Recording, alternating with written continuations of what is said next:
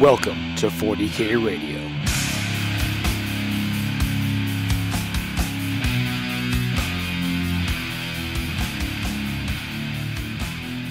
Hello and welcome to 40K Radio episode 107. I'm one of your hosts, Matt Alex. With me, as always, is Amy. Hello. And JF. Hey. And today we're going to take a look at the Warhammer Day preview as well as the other recent previews that Games Workshop has put out. But first, as always, like to talk about hobby stuff. And we'll start with JF today. Oh boy, Matt, I sure didn't do much. No, that's not true. I've been assembling some Attilan Rough Riders and doing some more 3D sculpting for projects that I cannot discuss. I mean, sure, I say Attilan Rough Riders. Maybe I'm doing Imperial Guards. Maybe I'm not. Maybe I'm just doing some Orc stuff. Maybe I'm doing some Jesus Cult stuff. You don't know. You don't know what I'm doing. Yeah. You don't know Jack. Stop assuming things. Yeah. Yeah. Also, I mean, I keep playing my Tyranids whenever I get a chance, and those are always fun. Nice.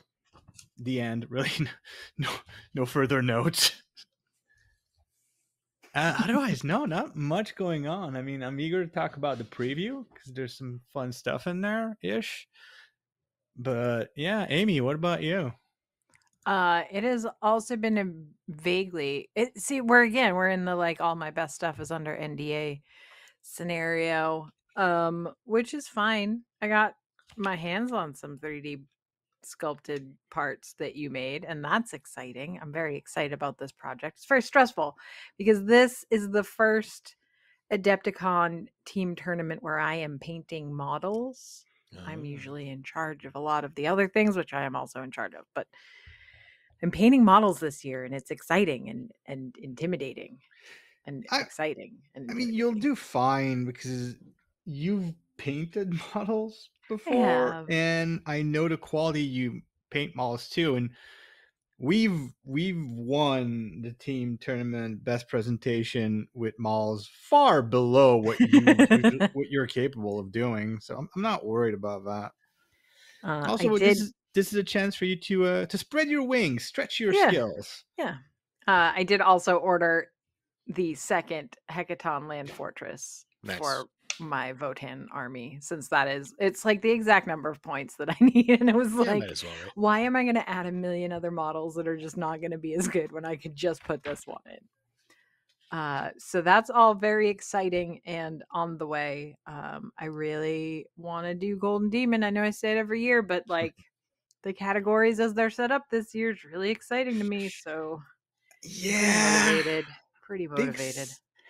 I just don't know what to do. Like every year I need someone else to pick a model that the moment they pick it, I get excited about. Well, we were talking about this, right? In that we keep getting all of these really cool Necromunda characters. Yeah. And now that it has its own category, they become a little more viable as like just a thing to do. If you're like, I just really love this model, I want to paint it really, really well. Isn't Necromunda Gang one of those categories?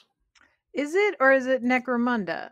I'll look it up while we talk. I'm not sure. I'll look it up while we talk. But I'm just saying, yeah, there's a pretty nice looking vehicle model that could be a nice private display. I mean, yeah. Wait, spoilers. Yeah, because I'm sure people who listen to 40K Radio never visit the community site. They're just waiting for us to come in with this, the cracking news. The breaking news. How about you, Matt? What have you been doing? Nothing. Woo! That's my line. Just been busy with moving, and turns out refinishing floors takes a long time. It does take a long time. And it sucks. And my back hurts so much. Yeah. Almost done. So busy doing that. So not really any time for any hobby stuff at all. That's a shame. I am confirming it says Necromunda. So not just gang. It's okay, because that's important. Like, that is important. I mean, the picture on it is like the one character with the was it the propagandist? I believe it is. with the TV screens and the speakers. I Yeah, love yeah. that guy so much. I do too. I do too. So good. I just want to paint him and put like little anime scenes on the screen. Perfect. So yeah, that's where we're at. All right. So it could include a vehicle, Yeah. which is good. Mm-hmm. All right. I can't believe we haven't gotten the Delac vehicle yet. Like, please, I know. I want like, to see what it is so much. I want it to be the Munster Mobile and just hurry up already. Just give it to me. Like the old limousines. Like, let's go. Right. Like the old Gene Steeler cult limousine picture kind of thing. Yeah. I kind of don't want it to lean that hard. It won't. It'll like most of the vehicles we've seen. It'll be something you probably don't expect. So yeah, but suitably fitting in with the gang. yes. All right, so it finally came, Warhammer Day. We got our big Warhammer Day preview. We got our Warhammer Day preview. Yeah, I was gonna say big is a matter of opinion. But we did get a little bit of a peek at the upcoming codexes and what models will come with those. So, of course, as we know, first up is Necrons, and that comes with a resculpted Imhotep the Stormlord character. He's pretty cool. I like his backstory too. That's very fun. Because Necrons, I have like a vague notion of their whole deal, but nothing specific. But the fact that he like woke up early and was like, "Great, I'm gonna be the king," and the Silent King woke up and said, "You're in my chair, son." Pretty fantastic. For an army that definitely got a fluff glow up in the last couple of editions was Necrons, right? Because they were just like, "Oh, we're robots and we want to kill you." Robots. Yeah. And they're like, "No, wait, some of us actually talk." So. Yeah. Well, have you guys watched the Pariah Nexus animation? I've only watched the first episode. I got to watch the last. It's only 4 episodes, right? I got to watch the last 3. Games Workshop managed to get me like not a lot, but just a little bit attached to that one death mark where you go, "Oh, dude's just trying to do his job." Yeah, man. I saw that in the first one. He's like, "Yeah, I'll just, okay." It keeps going with that kind of similar tone, and it really is like a question of just, "Oh man, buddy, you're doing your best." I did like in the first one. Maybe this is a minor spoiler, but he's like, "Don't you just want to have a destroyer do it? Like, this is kind of beneath me." And the guy's like, "Nope, you got to do it. Get back to work." Yeah, he's like, "All right, if you insist." But yeah, so we got they showed us a stratagem and enhancement just like they've been doing in the previews. Not too much to see for Necrons. But as far as we know, question though, like they showed us this one model.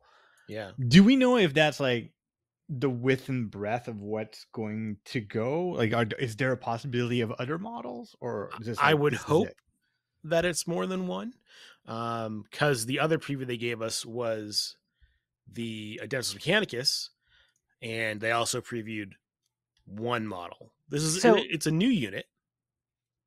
But for the Necrons, it does say in the community, like in the actual article, that this auspicious Pharaon is just one of the new miniatures in Codex Necrons. Awakening protocols for the rest aren't quite complete yet. Okay. Okay, excellent. Good. Footnote, some say they just want their chroming repolished and their actuators tightening ahead of their big reveal. Fair enough. Which is saying something because Necrons got a fair amount recently. Oh, yeah. Here's the thing. Necrons need a very small amount of models to be all plastic and all cool. Mm-hmm. Like, they definitely need some new destroyer models, because if you have one of the new heavy destroyer models in a normal destroyer unit, the destroyers look pathetic. I could see, kind of like how some of the Space Marine squads get an update, right? You'll get a destroyer update.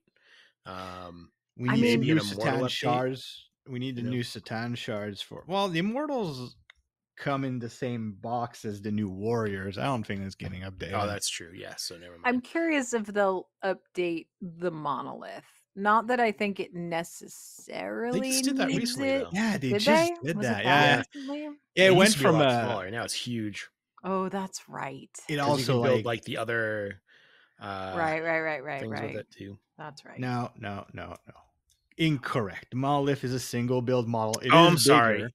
Yes, it's the Satan shard inside. Yeah, Inside it's the the thing. That's you've got completely- something like the Canoptic Vault or something. Anyways, Yeah. that big scary model. The monolith, you're right, though they do have a new one. They dropped all the transparent plastics as they Yep. did for the Oh Warriors. yeah. So instead of having that crystal, you've got like this sort of multi-hedron sphere at the top, and it does look more menacing now. It's than got it used to. much bigger footprint than the old model. Oh yeah, it is. That's right. I forgot about that. Well, the only thing I think they still have that's not plastic though is the Satan Shard, and Nightbringer, and Deceiver. Yeah, those are old, so they could redo those for sure. Cute little dual kit wouldn't hurt for that. Especially since the generic shard is bigger than those old models anyway. So yeah, the generic shard is the one that comes with the vault, right? I believe so. Yeah. But yeah, those guys are comparatively small compared to some of the other big scary guys. So. Compared to the Shard of the Void Dragon, even they're that's minuscule. Oh yeah, much smaller. Heck of a model. They're embarrassing. I mean, I imagine so Space Marines just dropped at the beginning of this month, so Necron's I'd imagine end of November release, right before like the last thing before their Christmas battle forces. Yeah, that sounds about right.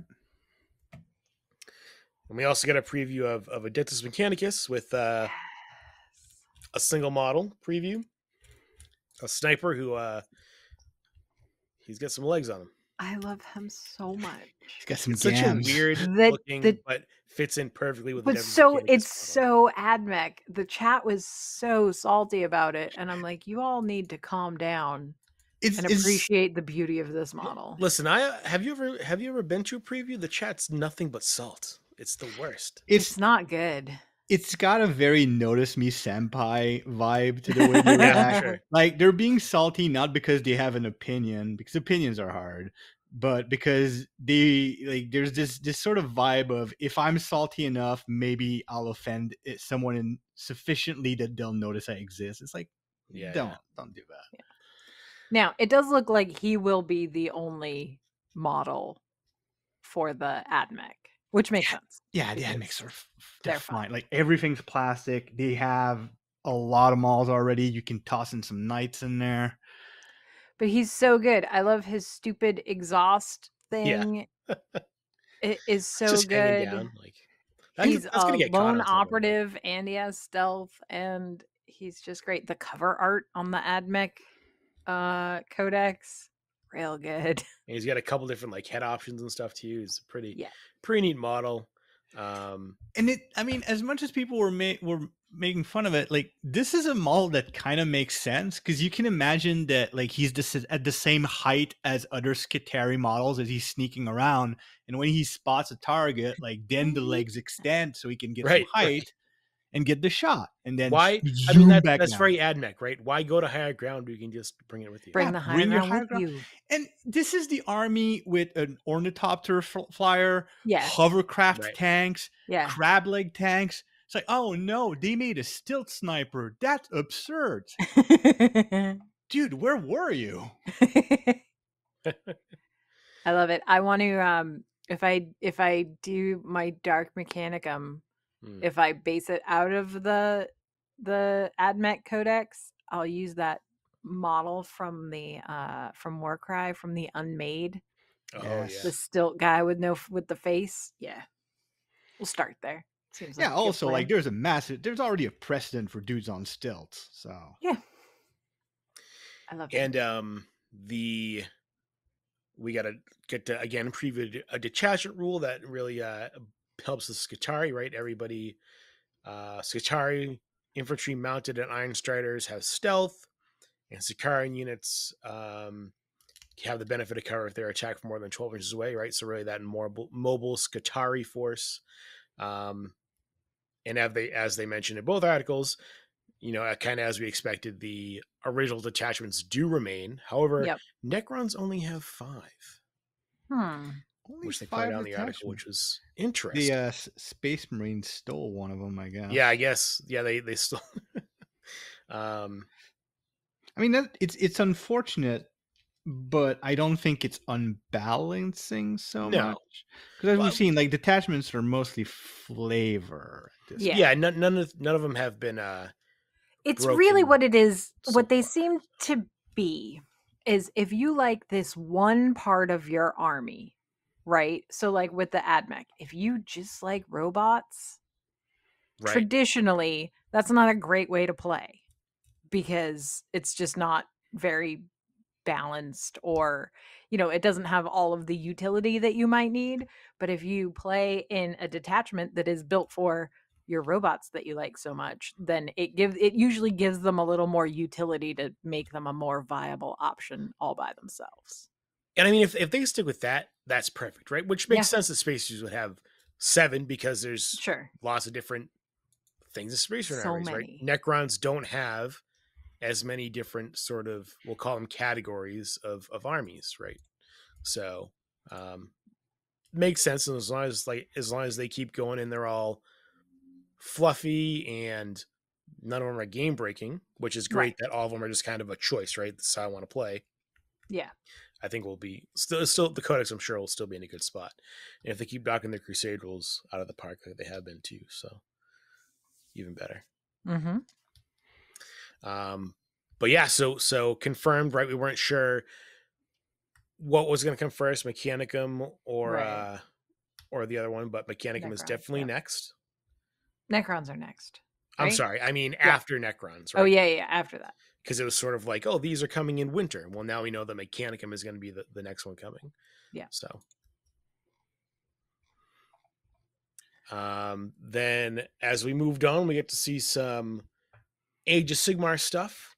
The winner of the day, I kind of feel.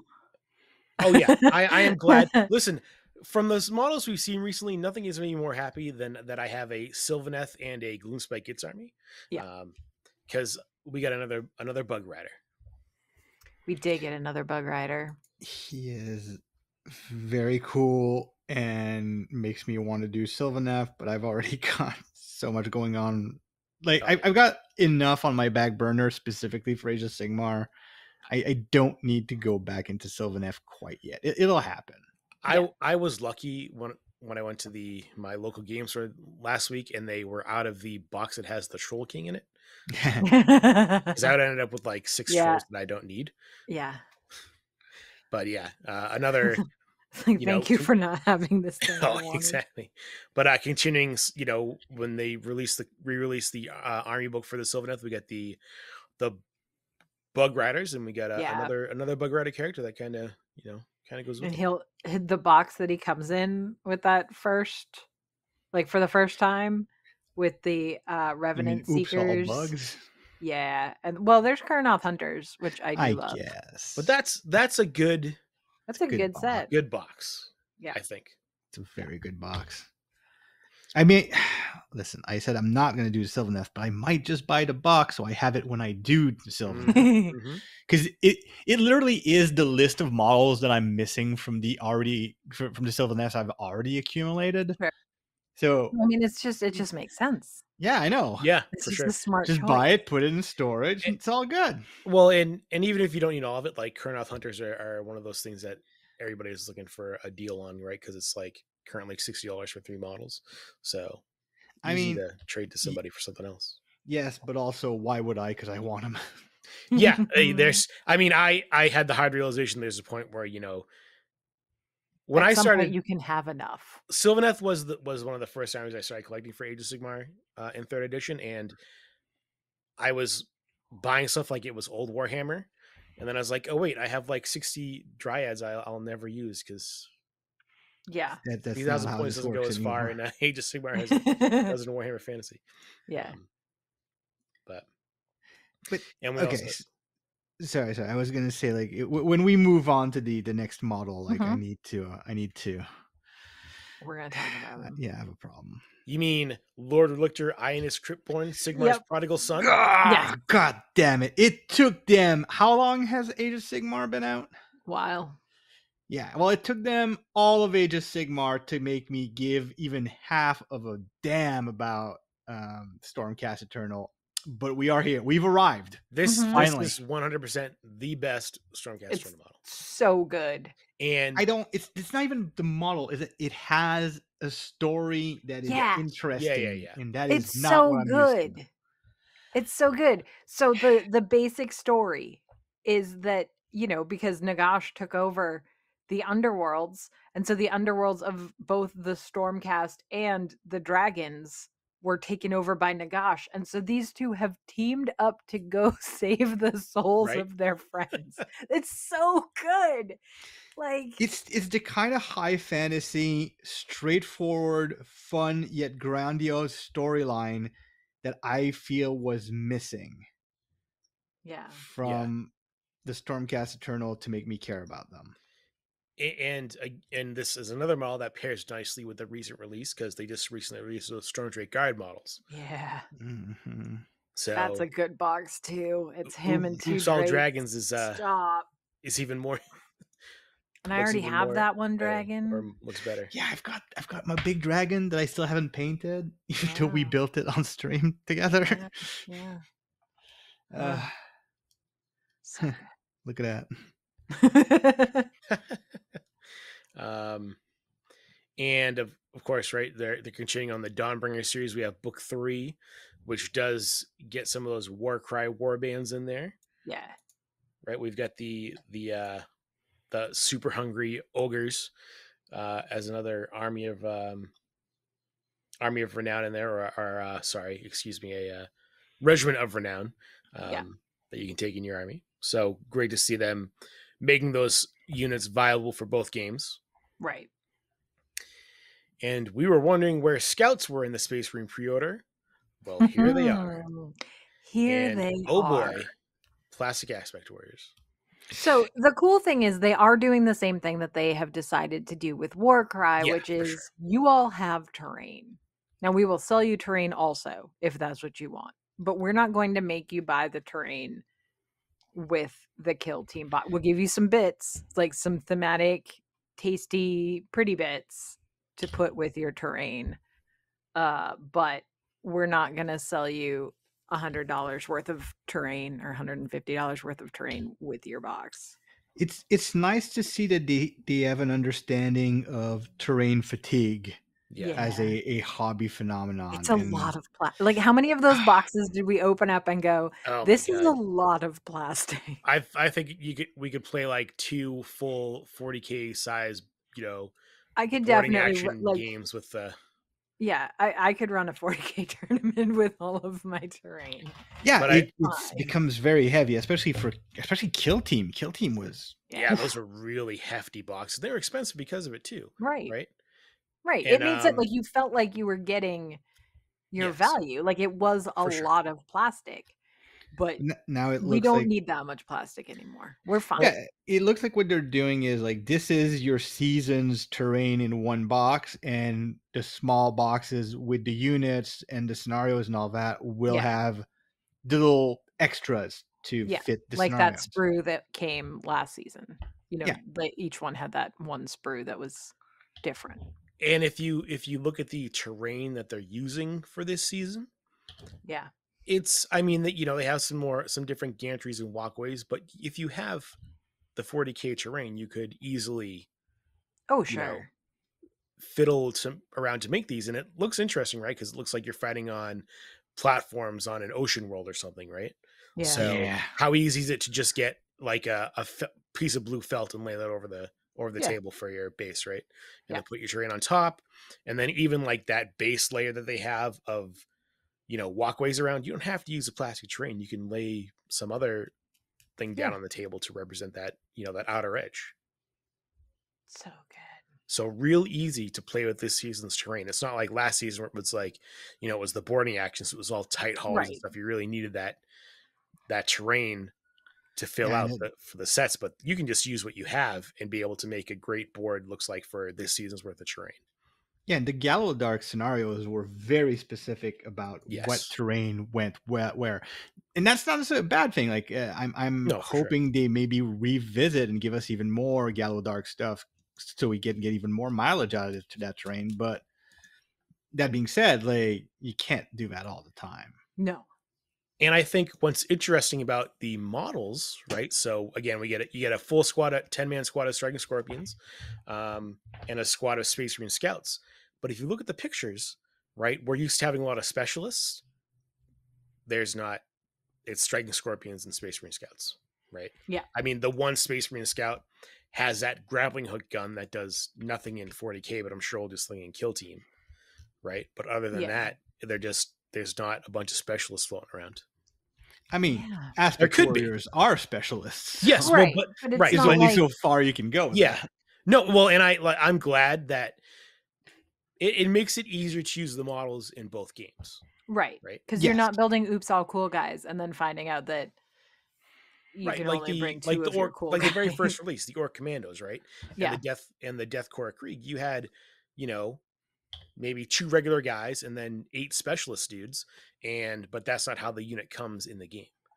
So, but I'm excited that we are finally getting plastic aspect warriors. Mm-hmm. Well, here's the thing, like that's exactly what I thought, and then I went back and we're not doing terrible on plastic aspect warriors, and obviously we need more, but we already had banshees, we have dark reapers, now we're getting striking scorpions. Are dark reapers plastic? Yeah, I think I have a box somewhere up there. Yeah, they came in plastic when Mogan Raw came out in plastic.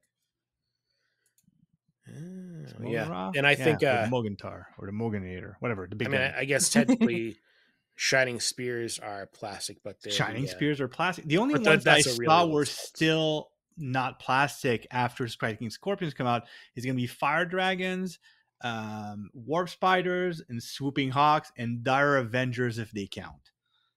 Dire Avengers are already plastic. They are? Yep. They were the first one. It said they were out of stock, so I assumed. And again, there's so much stuff that's out of stock these days. Oh yeah, Dark Reapers are plastic. Well, never mind. Did you not trust me, Matt? No, I believed you. I was just I wasn't sure when you asked. Are the ones I have plastic or not? But they must. Oh yeah, that's right. Because yes, okay. So we're getting close to having almost everybody plastic, which is great. And I mean, I think we're gonna. So if you look right currently on the Games Workshop site, Striking Scorpions are like online only. Yeah. And then as are Swooping Hawks. So yeah, I think after this it'll be Swooping Hawks, Warp Spiders. Yeah. And I mean the Shining Spears need an update because that's a really old kit. But I think that's all of them, right? Yeah, Banshee's there. Yeah, Warp Spiders need some love. Yeah, Warp Spiders are those are the oldest. Goofy. So goofy. Oldest ones. Well, I mean, at least they don't stop being goofy a little bit. I mean, if no, but like goofy in like an impressive way. Yeah, okay, yeah. Goofy in a not impressive way is the 4th edition Striking Scorpions that had like the Jingle Bell toes. Yeah. You know what I'm talking about? Those are pretty bad. But anyway. Yeah, so I'm glad to see that Kill Team is going the same way as Warcry with the smaller box set, which just means it's more affordable, right? Mm-hmm. And two good squads that we'll see. And what they really spent most of their time on in this preview was Bretonnians. Yeah. Which they did. I mean, the models look great. Yeah. I do like their silly hats an awful lot. Yes. I'm a sucker for a silly hat. And then they have this one like icon thing that has the Lady of Lake in it, but she just kind of looks like a nun. So and it does have the fleur-de-lis at the top, and I do want it for my Sisters of Battle pretty desperately. Just that one part. I mean, if only you had a bunch of Sisters of Battle to work on.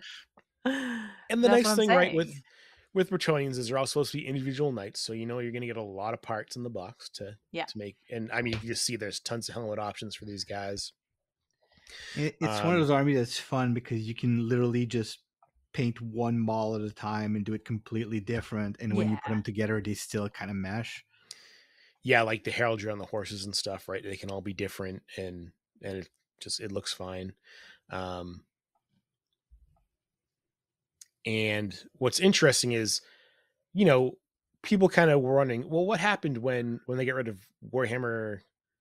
What do they do with the molds? And well, they got them somewhere, because they also here's a bunch of kits that we're just bringing back, right? Mm-hmm. So Pegasus Knights, Knights of the Realm, Men at Arms, they're just the old kits, and they're just box them up again. I'm going to assume that the molds were scrapped, because silicon can get real weird after a while. If it's plastic, if they're plastic, they're metal molds. Yeah, so these are all the plastic kits that are coming back. What I have a feeling is that they probably redid the molds just to have a better quality, and it's the masters that they kept. Yeah, oh, for sure, yeah. And the Trebuchet, which I didn't play Bretonians, but I knew people that played Bretonians, and this was their biggest pain in the butt models put together. It's really coming back as Finecast, or I should say resin from ForgeWorld, not Finecast. It's all right. Scared me for but I mean, if you look at the old, the Bretonian models that are coming back, they're still great models. Anyway, I think the Pegasus Knights are still some of my favorite Bretonian models. And of course, with the new Knights on Foot, I'm sure the helmets will conveniently be interchangeable, right? Yeah. Between the Knights of the Realm and the Pegasus Knights and the Knights on Foot. So, but yes, it took quite a bit of time going through Bretonians.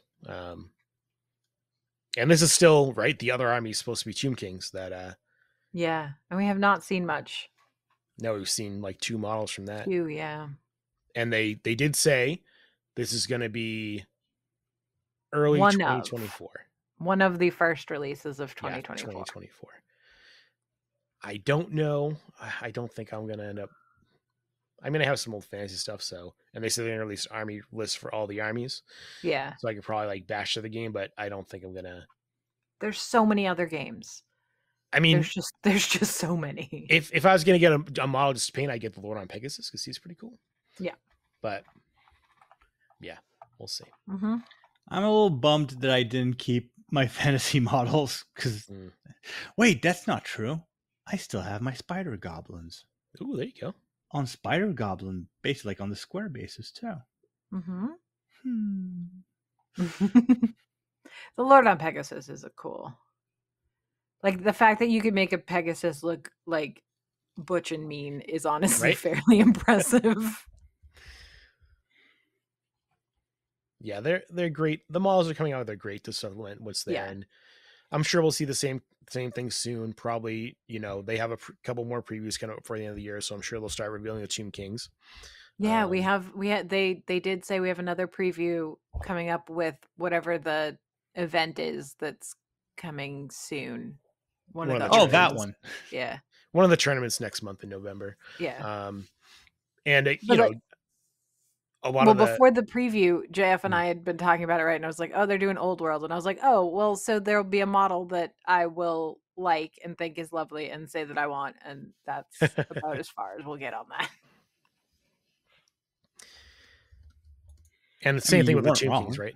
There's a lot of plastic kits that I'm sure it'll be the same thing, right? Here's some new stuff, and here's all the old plastic, because, I mean, they're skeletons. They don't. Yeah, GW real good at skeletons. Well, they are now. Like, I still have some. There's some pretty goofy old skeletons. Oh no, I've got some goofy. Yeah, there's some goofy ass skeletons. How big are your hands? But they were like, they did at one point go, we've gotten so good at skeletons, let's make up a new army for them. Yes. Right. That collect a tithe of bones. Once their hands stop being twice the size of their heads, they're like, get the skeleton thing down now. Yeah. So that was the Warhammer Day preview. I think not as big as a lot of people were expecting for Warhammer Day. Yeah. But, But then somehow Games Workshop's like, we're going to have a small preview for Warhammer Day. Let's keep some things back for the week. And by some things, I mean like 5 cool kits or something. Well, it was They're the so same weird. thing. It was the same thing when we were like, well, there's no way they would announce a new edition away from home.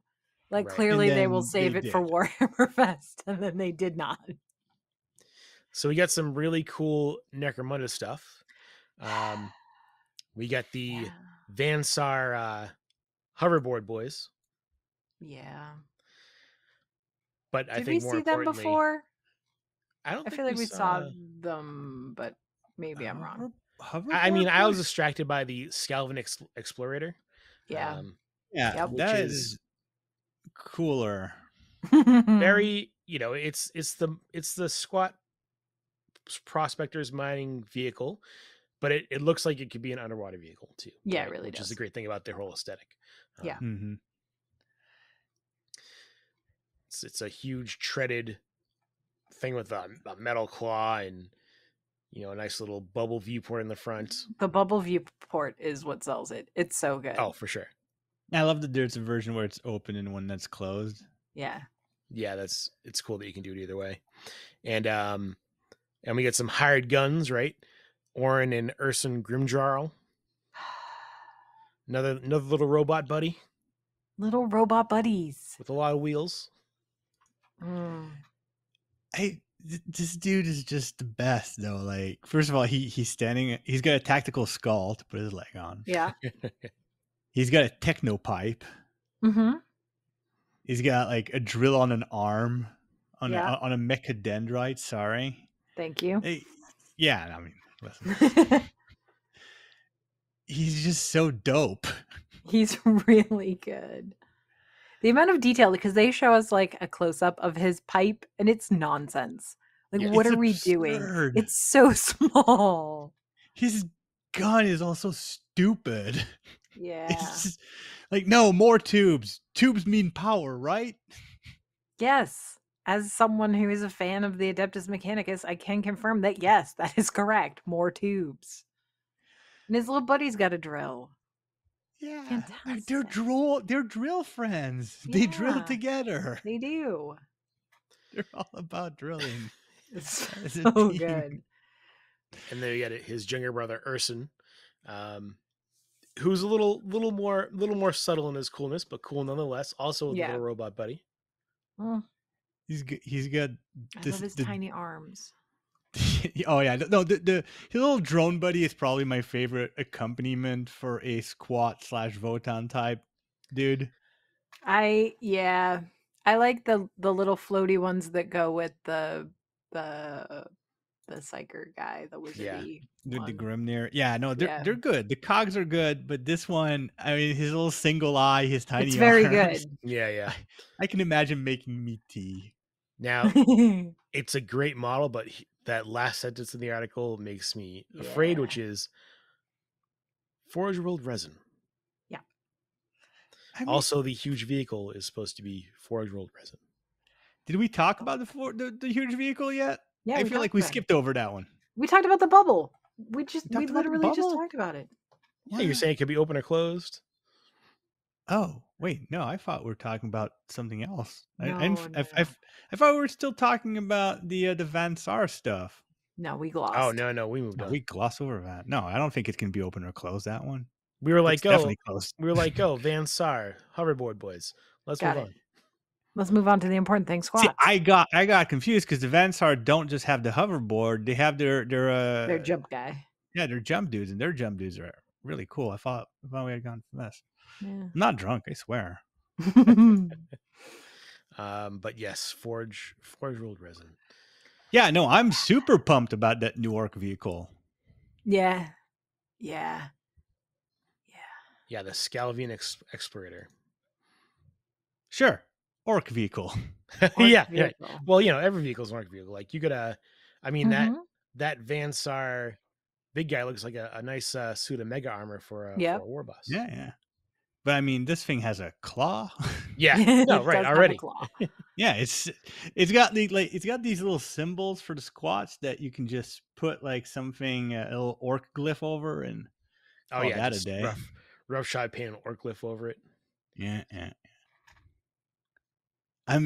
It's weird because this is a thing ForgeWorld does. Well, they'll take a really cool model and paint it in a kind of boring paint scheme. Yeah. Right. Like, there should be more to this. Like, I don't know, some panels should be a different color. Make it pop. I will say, I get why they would paint it just the one color, but I would have wanted to see some weathering on it, which they didn't really do. They do have weathering, but they have the ForgeWorld weathering. Like, if you look at some of the close-up pieces, you can see that they do weather, but very slightly. Yeah, it's not. Like they've got little streaks. It got a little running rust, but it's very subtle, which I don't dislike. But I know what you mean, though. Like, this is not selling a model. Yeah. Yeah, right. That's what I mean. Yes, an excavator. It should be looking used and dirty, but it looks awesome. It really is painted in ForgeWorld weathering. Yeah, which is slight. It's a gentle touch. Apply powder. Yes. Don't use any powdered here. Just apply powder and move on. Watch all of your powder work blow off with the finished spray. Anyway, this is. But I mean, sounds like you have trauma.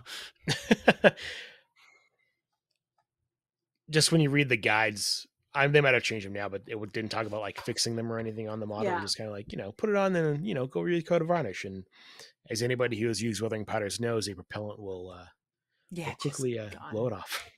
Yeah, no, you need to apply a fixer on it then before. The problem is that most fixers will really they'll lower the impact of your weathering powder, so you really need to overdo them and pray to every god that it's going to come off looking good.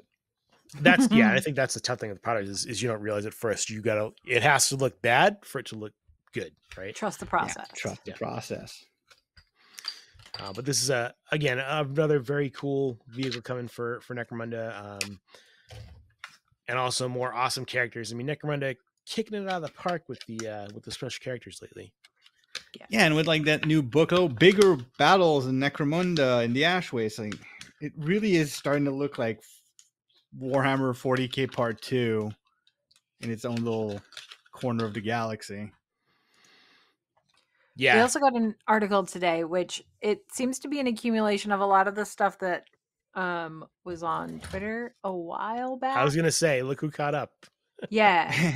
And so it's like all of the things that you can do with your Necromunda terrain, especially like the hab pods and stuff. And it's like, here's all the stuff it can connect to, and here's all the ways you can connect it.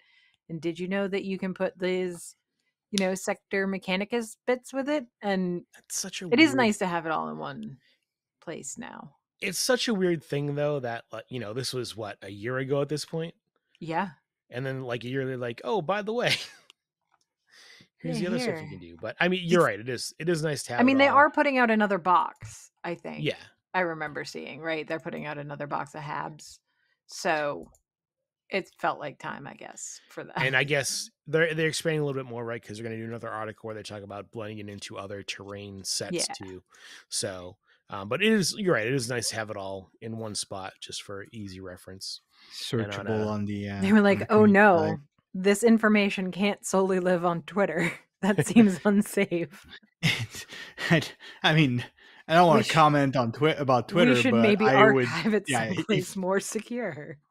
I don't want to make predictions about Twitter, but if you've got important stuff on there, maybe time to save it. Yeah, I might want to look for a backup.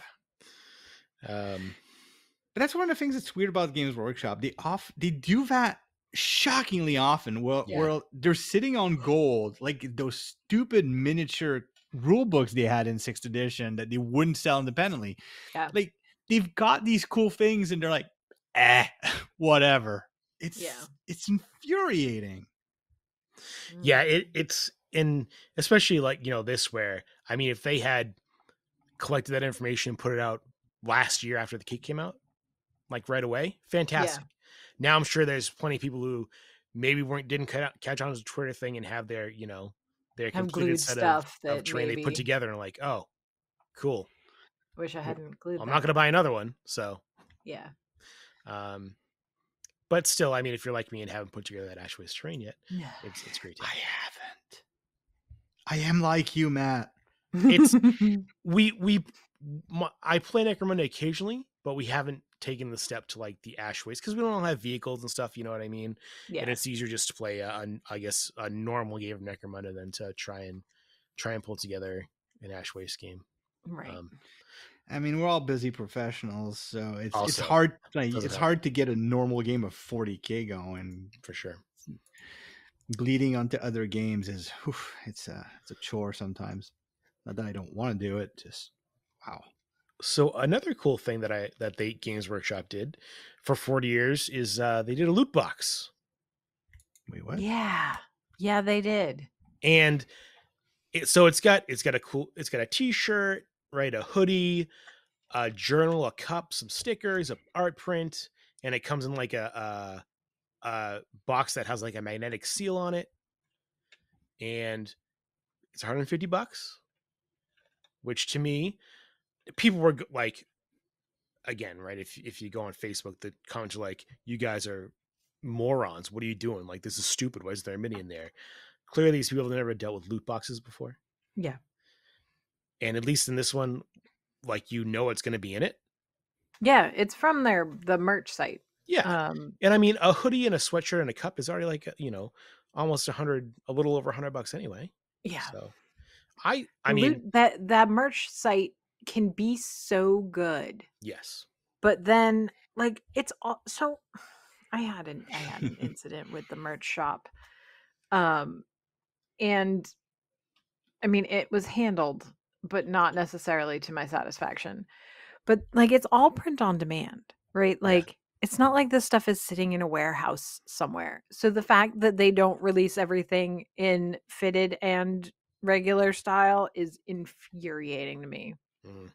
Like, I appreciate the bright pink Tyranid shirt, but that's not the one I want, guys. Thanks.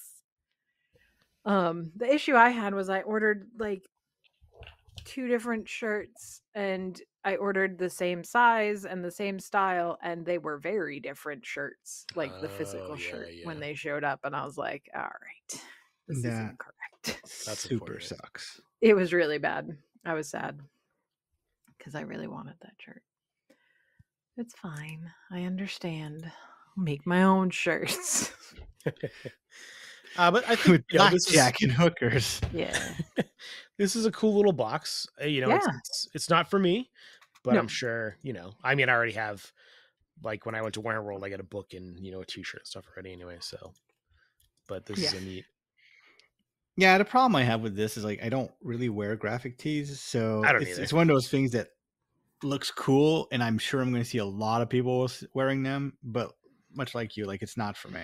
If it was a zipper hoodie, I would have been way more tempted. Yeah. See, that's the thing. Like, I forgot my zipper hoodie on a bus in England. Oh, no. And I had to buy a new one, and it was really hard to find one. Zipper hoodies are difficult to find in Quebec for some reason. Like, so yeah, no, I'm way more of a zipper. Like, I need to not have. I wear glasses. I need to not have to. Yeah, exactly. Drape that thing over my head. Yeah. I mean, I prefer the pullover ones. I get the Adepticon hoodie, and then I wear it until like the cuffs fray and there's holes in it, and then I need something new. So Yeah, I just need a version that doesn't have graphics on it. So yeah, I don't know what it is. It's like something about being a graphic designer. I don't like to have logos on my person. You're such a hipster. I have no idea what happened to it, but I prefer like very subtle. Yeah. Like, so I had a Warhammer t-shirt that I got, it was years ago. I don't know what happened to it. It's gone, but it was like a blue shirt, and it had like just 3 little tiny like bolters right across the chest. Yeah. So, it didn't scream 40K. If you knew what it was, you knew what it was, but if you know, you know. Yeah, exactly. See, here's the weird thing. I will wear a hoodie that has some graphics for, say, a game or something. if it is obnoxiously loud. Like I have 2 of the Overwatch hoodies. Oh, sure. Like I've got the bright pink Diva one, and I've got the one for Wrecking Ball, and like they have logos everywhere. They have specific designs. The colors are loud. Like if I'm gonna wear any kind of brand, I want that brand to scream. I don't want it to just be. I don't want like just a logo on the back or on the breast pocket. Like I need this thing to be like annoying to look at. Speaking of, I have been getting ads for 2 things lately. One of them are the Christmas jumpers. Oh, yep. I've been getting those. Those are real good. Those are very tempting. I think about them, but they are very expensive. The other ad I keep getting is for the Space Marine like sweatsuit. You know, it's I get got that like too, the yeah. pleated hoodie and the pants, and I'm like, I see what you're doing. I am not your target market, but I appreciate you. Like, I just want to see somebody wearing it. I never see them. Like, not one person at Adepticon. Like, what? Let's go. Someone wear it, please. But it's not me. It can't be me. They won't fit me. They're not made for me. Now, Games Workshop knows their largest core audience. Yeah. No, not like that. That wasn't a fat joke. No, I It's know a what you numbers joke. No, I know. Yeah, it's men. Yeah, for sure. And we've still been getting a slow trickle of Heresy. Legions Imperialis previews. We recently saw another tank. Lots of tanks in this game. The Spartan Assault tank, and the latest White Dwarf has a battle report. Which I'm sure if any of you know anything about publishing, this would have been like, whatever, a month or 2 months after the game came out, but kind of hard to change a magazine that's already being printed. So, yeah, it's odd, but like screaming "Stop the presses" is really it doesn't actually. Yeah, that's a bad thing if it actually happens. It's not good.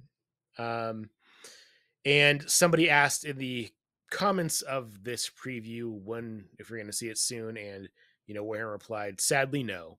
So I mean, that could just be them being Warhammer, and it's like next week, like, hey, but I would expect Legions Imperialis in 2024 at this point, probably. Yeah, I mean, guys, reprinting and repackaging, that takes a long time, especially in the quantities that we're probably dealing with in this.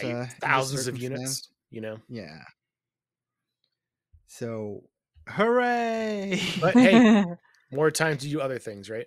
Well, here's the thing: is you say that, but yes, the more they delay this until after Adepticon, the better the chances that I'll have time to be curious about it enough to check it out. So I want to ask you guys a question, which comes off one of their articles. It was 40 years of Warhammer box games through the ages, and their question was, which one is the best? The best? The best is whichever one you prefer. Oh, that was very diplomatic and not the answer I thought you were going to give. It's also not the answer given in the article. the best is Aeronautica Imperialis.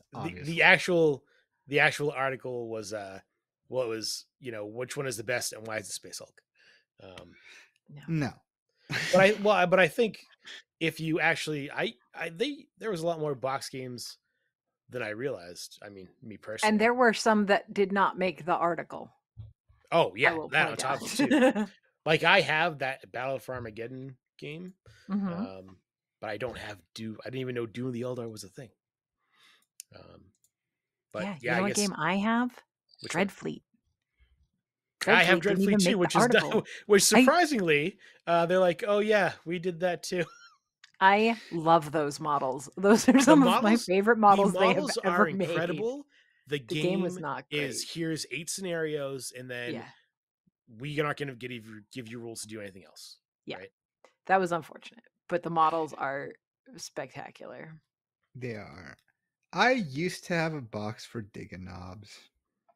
I still have Gorka Morka. I don't have Dig-a-Knob though. Dig-a-Knob was a supplement. So I have the book. I don't have like any of the pieces that came with it, though. I wouldn't be sad if they brought back Inquisitor. I think that would be fun. Inquisitor was a neat game.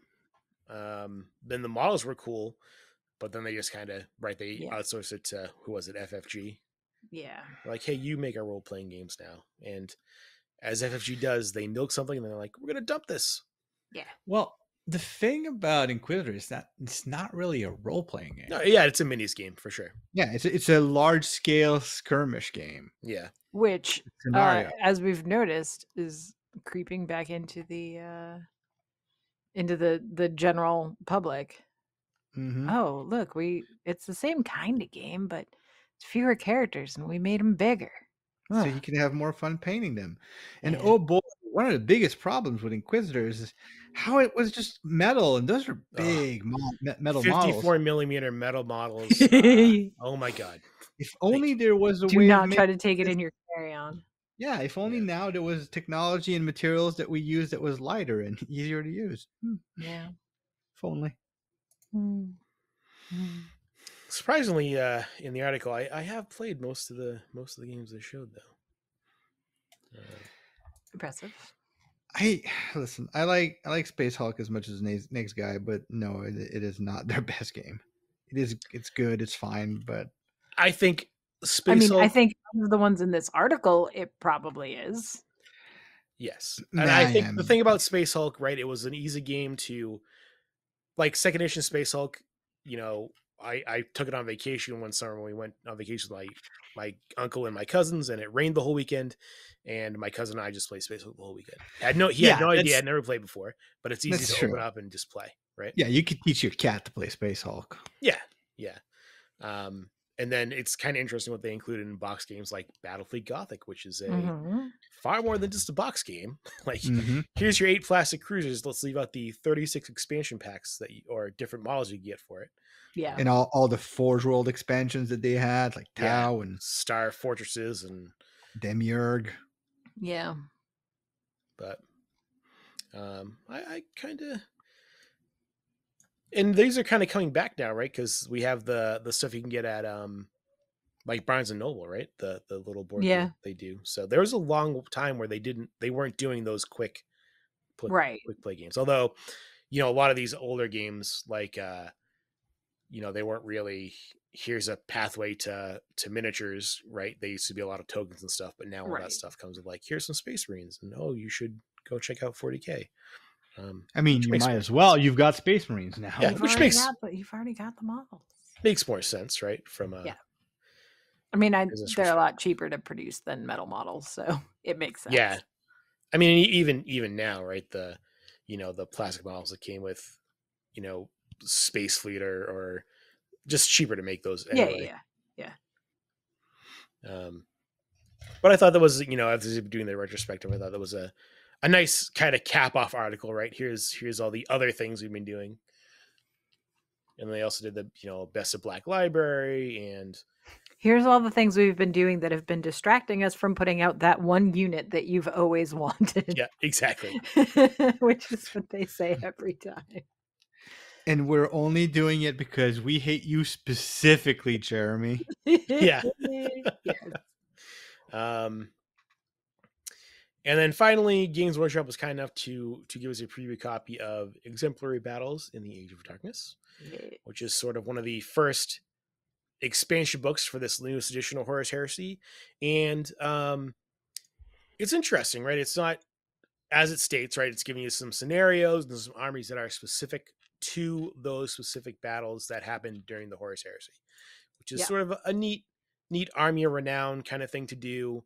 As you know, if you're a Horus Heresy player, if you're just looking at it as kind of, well, do you want to be good Marines or bad Marines? And here's your 1 or 2 special dudes units or whatever, right? This, to me, Horus Heresy always feels like a game where people are more interested in the lore of their army rather than necessarily, whatever the aesthetic maybe. Or I mean, I'm sure that's part of it too, but when everybody is Space Marines, except you want to be invested in the lore of your specific army that you're taking, and this just gives you more options with in 40K. Like in 40K, I want to create my own sort of sub faction and its history and all that. And in Horus Heresy, I want to replay historical battles. Yeah. And this is, they've taken that element of like, right, because you have historical wargamers who they collect historical armies, they paint the buttons the right shade of bronze and the armies the right shade of red, and they've sort of translated that into 40K, right? Where it's, well, here's your historic Space Marine armies, here's the forces they were, here's the colors they used, and sort of in 40K where they say, oh, the painting the army of the way you paint your army doesn't matter. Horus Heresy players are more like, well, it kind of absolutely matters. Even though Games Workshop is like, it doesn't matter. Yeah, but if you go to any Horus Heresy event, they're very much like, yeah, this is my 13th Legion from this force that was on this on this battlefield, which is great. I mean, it's just it's a different way to play 40K, and this goes over 5 different battles, but also I think more importantly gives us our first Primarch demon model, right? That Fulgrim transfigured model gets his rules in here. Which, as we said before, where do you go from here? Yeah. Where do you go? Unknowable. For Fulgrim specifically, yeah, it's we're finished. Like, it's so good. Such an awesome model. And also this does have historical scenarios to refight those battles from the battles that are in the book. So very cool. And this is right, it says right on the front, volume 1. Yeah. So we'll be seeing more, as I'm sure as they come out. I'm sure that's where we'll see more demon Primarchs too, right? As they produce those for the Horus Heresy game. Yeah.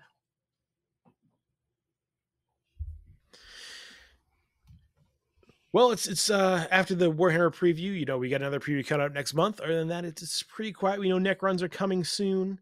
They're sort of going through their Dawnbringer cycle right now for Age of Sigmar. That's coming fast, but before we'll see what other kits are coming for.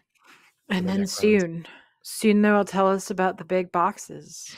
Oh God, no, I'm not. The fear is real. Ready. The fear is real.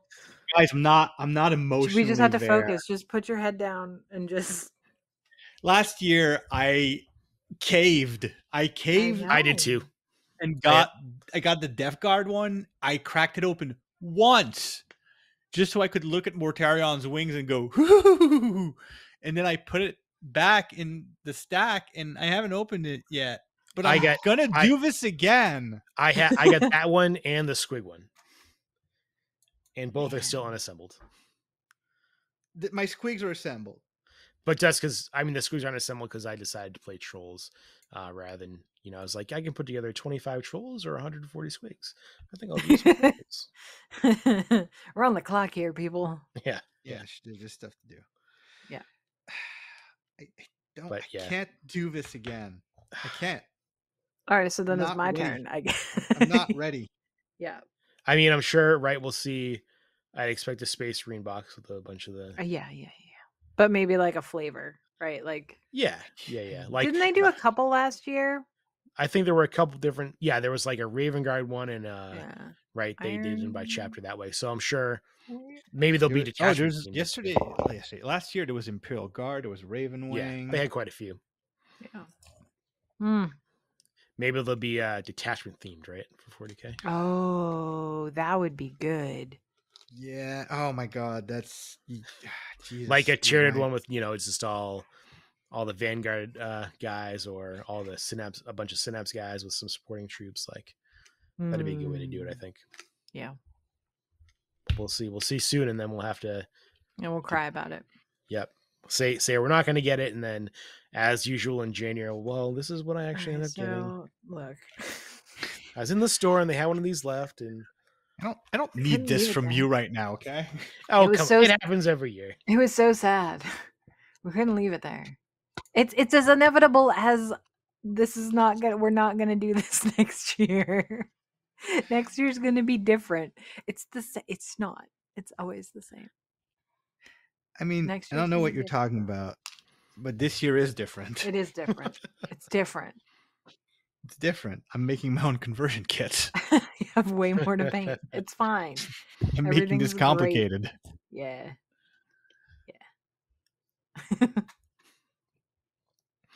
Do you guys have anything else for the listeners out there? I think that about wraps it up I at think this we've had time. enough. We can spare them. Yeah. All right, guys. Well, please, reach out to us on social media. Let us know what you're working on, what you're looking forward to, what sort of holiday box you might like to see. Of course, check out the Warhammer Workshop YouTube channel. And otherwise, we'll talk to you in a couple weeks.